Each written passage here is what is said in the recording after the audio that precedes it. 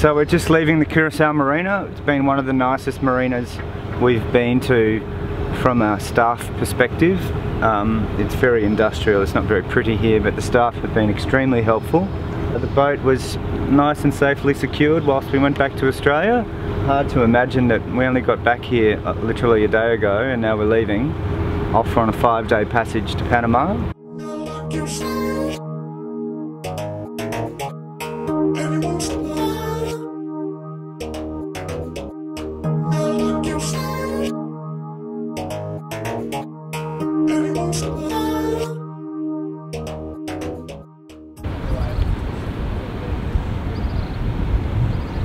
Are you excited to get through the bridge, babe? I don't know if excited is the right word. Are you impatient? I'm impatient, yeah. You know, they're just standing around having a chat, probably talking about sport or something, and You just want to get out into the Caribbean Sea. I just want to get going, yeah.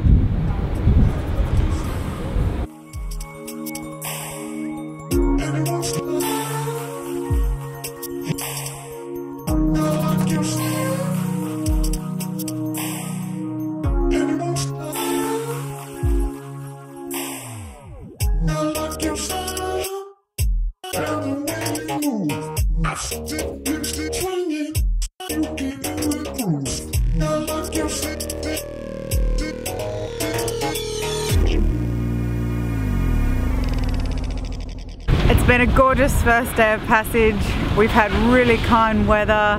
It's been about 15 to 20 knots all day. The waves really small, less than a metre. So it's super comfortable and really hoping that this lovely weather continues tomorrow.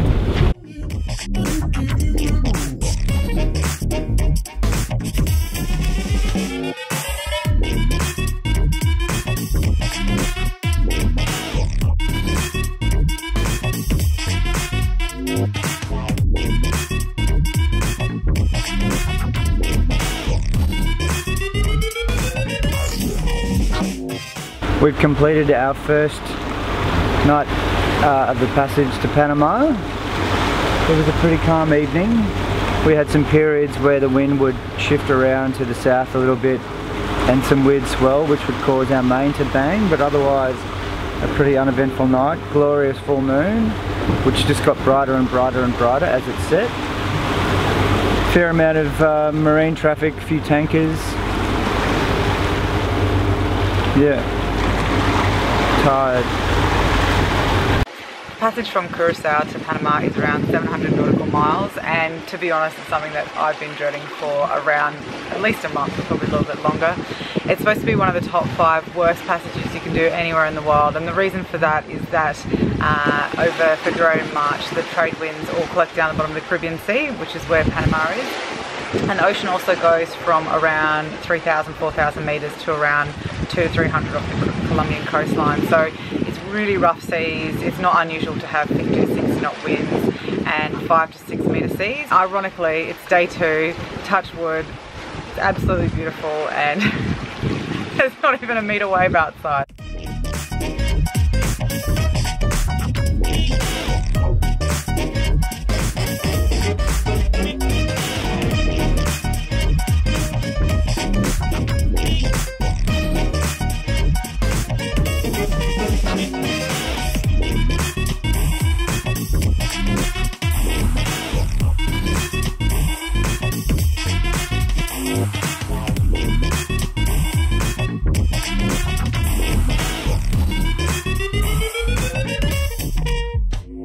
What we have here is just some of the best sailing conditions we've had ever since we owned the boat.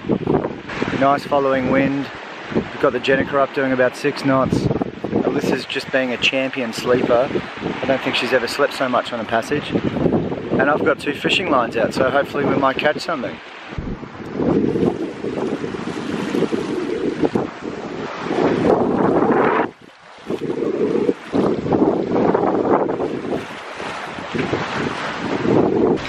Day 3 on our passage to Panama. We still had pretty calm conditions, which has been fabulous. We've got following seas of less than a metre and winds been around 20 to 25 knots. The next 24 hours is going to be a bit more rough. as we head around the Colombian coastline of Santa Marta and Barranquilla. Forecast is for seas not more than 3 meters and winds of around 30 knots.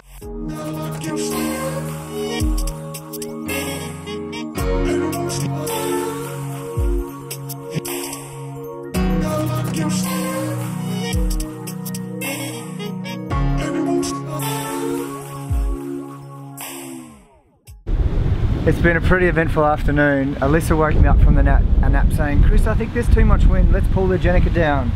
And I was too grumpy and said, "Oh," and I went back to sleep, and we should have pulled it down because we now have 2 small tears in our Jenica because we missed the window, the safe window to bring it down. The Jenica had a wine glass in it, and Alyssa and I were trying to pull the wine glass out, and we managed to pull it out, but it almost took Alyssa into the water. It just went, and thankfully we didn't lose Alyssa or me.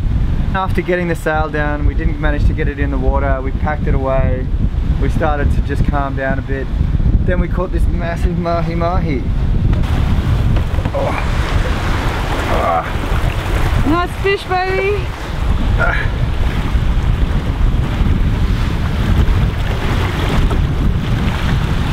Alright, now the process of washing everything up.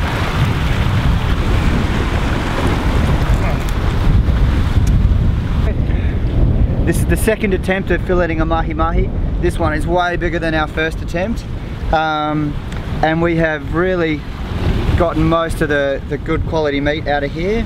It's very sad killing these animals, but this will feed us for a week easily.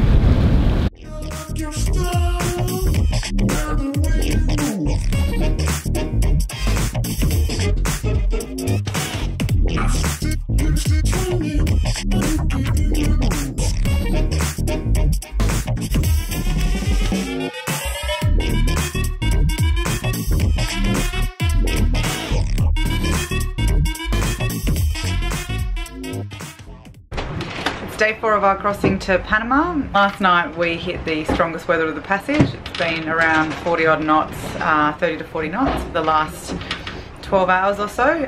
Luckily the seas are relatively small for this area, around sort of 2 to 3 meters.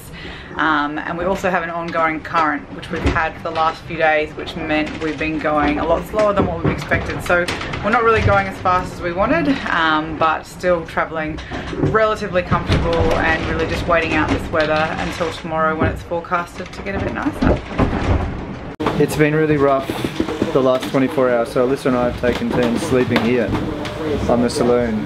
And it's a surprisingly comfortable place to sleep. You don't have many position options, so it's sort of either curled up on your side or flat out, but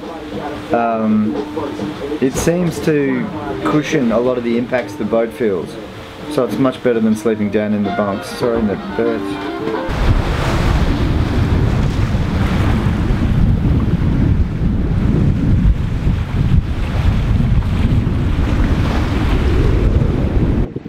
Day 5 of our passage to Panama, and we are motoring. We've got about 10 knots, so we are motoring the last 24 hours to Panama. We were really hoping to get there early tomorrow morning, but we've got a current which has been going against us for the whole trip. Very frustrating. We really just want to get there. Looking forward to getting to Shelter Bay and starting our process for getting through the canal. You having a nice sleep, babe? It's a bit hot in here.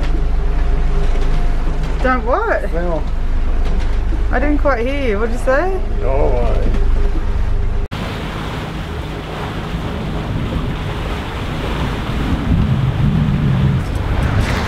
what would you like me to say? So here's Panama. I'm excited. There's Panama. Woo! I'm excited to be here finally. Still motoring. Still motoring. It's a great 27-hour motor. One of the longest periods we've motored since Italy. So we're just getting ready to come in through the breakwater at the Atlantic side of the canal. It's pretty exciting here. There's lots of massive ships. We're about to get our instructions to see if we can enter the breakwater. And Chris is going to pilot us in. Exciting! Yep, it's pretty easy.